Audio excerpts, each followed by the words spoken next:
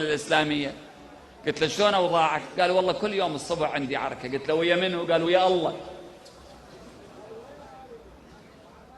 قلت له على شنو عندك عركة ويا الله؟ قال هذا ابن عمي عنده قصر أنا ما عندي، ذاك ابن خالي عنده فلوس في البنك أنا ما عندي. قلت له هاي السيارة إلك؟ قال إيه. قلت له بارح بالليل نايم؟ قال إيه نمت. قلت له عندك بيت؟ قال عندي فرد بيت صغير. قلت له اليوم الصبح متريق ماكل لك فطور؟ قال إيه نعم. قلت له زين، بيت عندك، سيارة عندك، صحة وسلامة عندك، اليوم الفطور هم ماكله. شوف رب العالمين من صفاته عادل، سامع؟ قال إيه سامع. قلت له هذا العدل رب العالمين ما عمل بيه بالنسبة إلي وإلك. 100 مليون ينامون بالشوارع في الهند وحضرتك تنام في بيتك وعندك سيارة وشغل وعندك عركة ويا الله.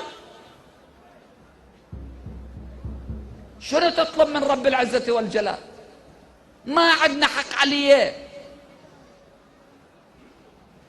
قال له الواحد انت شو تسوي اذا الله اطاعك؟ قال اشكرك. قال اذا ما اطاعك؟ قال اصبر. قال حتى الكلب الشكر.